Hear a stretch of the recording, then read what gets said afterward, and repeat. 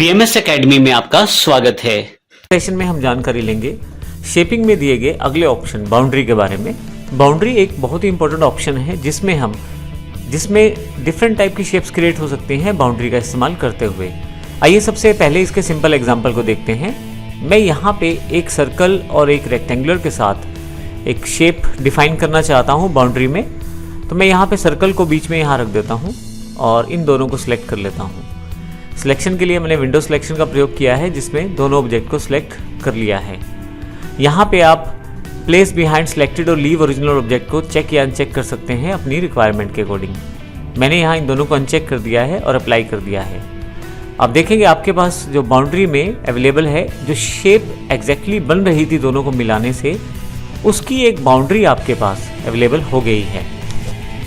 यदि मैं यहाँ पे इस पर्टिकुलर ऑब्जेक्ट को सिलेक्ट करूँ जो कि ऑलरेडी मेरे पास एक डिज़ाइंड फॉर्मेट में है और यहाँ से मैं प्लेस बिहाइंड सिलेक्टेड और लीव ओरिजिनल ऑब्जेक्ट दोनों को सिलेक्ट कर लूँ, अर्थात चेक कर लूँ इनको, और जैसे ही मैं अप्लाई करूँगा यहाँ पे, तो यदि आप इसको नीचे की तरफ लेके आएँ तो आप देखेंगे एक बाउंड्री आपके पास यहाँ पे अवेलेबल हो गई है। आप बाउंड्री से डिफरेंट टाइप की शेप्स को क्रिएट कर सकते हैं जो शेप्स आपके पास नॉर्मली वहाँ पे अवेलेबल नहीं है हमारे पास। तो आइए देखते हैं। मैं एक डिफरेंट टाइप की शेप क्रिएट करना चाहता हूँ। मैंने रेक्टेंगुलर सेलेक्ट कर लिया है और यहाँ से मैं नीचे से डिफरेंट टाइप की एक शेप पिक कर लेता हूँ कॉम्प्लेक्स स्टार के रूप में, और इसको मैं बाउंड्री लाइन पे सिलेक्ट करके छोड़ देता हूँ। अब इन दोनों ऑब्जेक्ट को मैं सिलेक्ट कर लेता हूँ और जैसे ही मैं अप्लाई करूँगा, थोड़ा सा साइड पे ले जाएं क्योंकि हमारे पास यहाँ पे हमने प्लेस बिहाइंड सिलेक्शन रखा है, तो इस कारण से ये एग्जैक्ट इमेज आपके पास वर्कआउट हुई है इन दोनों इमेजेस को प्रयोग करके। आप चाहें तो ओरिजिनल जो ऑब्जेक्ट है उनको हटा भी सकते हैं, उस केस में आपको ये दोनों ऑप्शन हटाने हैं। इसके अतिरिक्त मैं एक एग्जांपल और ले लेता हूँ। इसमें सिलेक्ट कर लेते हैं यहाँ से और यहाँ से मैं एक पर्टिकुलर शेप पिक कर लेता हूँ।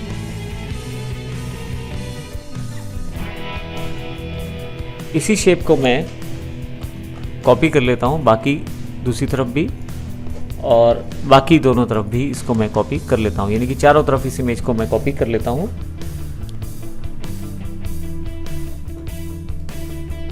और यहाँ से मैं कंट्रोल Z कर देता हूँ इसे और सिलेक्ट कर लेता हूँ पिक टूल का प्रयोग करते हुए इन सभी टूल्स को। अब मैं यहाँ से ये दोनों ऑप्शन अनचेक कर देता हूँ क्योंकि मुझे ओरिजिनल ऑब्जेक्ट नहीं चाहिए। बाद में मैं अप्लाई कर देता हूँ। अब देखेंगे एक डिफरेंट टाइप का डिज़ाइन अवेलेबल हो गया है क्योंकि आपने बाउंड्री क्रिएट किया है। अब आप इस बाउंड्री को एज एन शेप किसी भी तरह से प्रयोग कर सकते हैं। आप इसमें कलर फिल कर सकते हैं। आप शेप में जाकर किसी भी तरह से इसकी नोट्स को चेंज कर सकते हैं और अपनी शेप को एक डिफरेंट रूप दे सकते हैं अपनी रिक्वायरमेंट के अकॉर्डिंग। तो इस प्रकार हम आसानी से बाउंड्री का प्रयोग करते हुए शेपिंग डिफाइन कर सकते हैं। तो इन सेशंस में हमने सीखा कि हमने शेपिंग के द्वारा weld, trim, intersection, simplify, front minus back, back minus front और बाउंड्री का प्रयोग करते हुए डिफरेंट टाइप की इमेजेस को क्रिएट किया। हमने यहाँ पे इन ऑब्जेक्ट्स को यदि एक साथ एग्जाम्पल के रूप में देखें तो हमने देखा कि किस प्रकार हमने इनिशियली दो ऑब्जेक्ट्स को वेल्ड किया, जैसे हमारे पास पहले एग्जाम्पल में उपलब्ध है। फिर हमने ट्रिमिंग सीखी, उसके पश्चात इंटरसेक्शन, सिंप्लीफिकेशन देखा हमने, इसके पश्चात हमने फ्रंट माइनस बैक और बैक माइनस फ्रंट के एग्जांपल्स को देखा और फाइनली हमने बाउंड्रीज को क्रिएट किया। तो इन सब एग्जांपल्स में यहाँ हमें ये ध्यान रखना ज़रूरी होता है कि सिलेक्शन प्रोसेस क्या है और किस प्रकार से हमें किस तरह की इमेज चाहिए ताकि उस तरह की सिलेक्शन हम करें और उस तरह का रिजल्ट, एक्सपेक्टेड रिजल्ट हम प्रयोग कर पाएँ। धन्यवाद।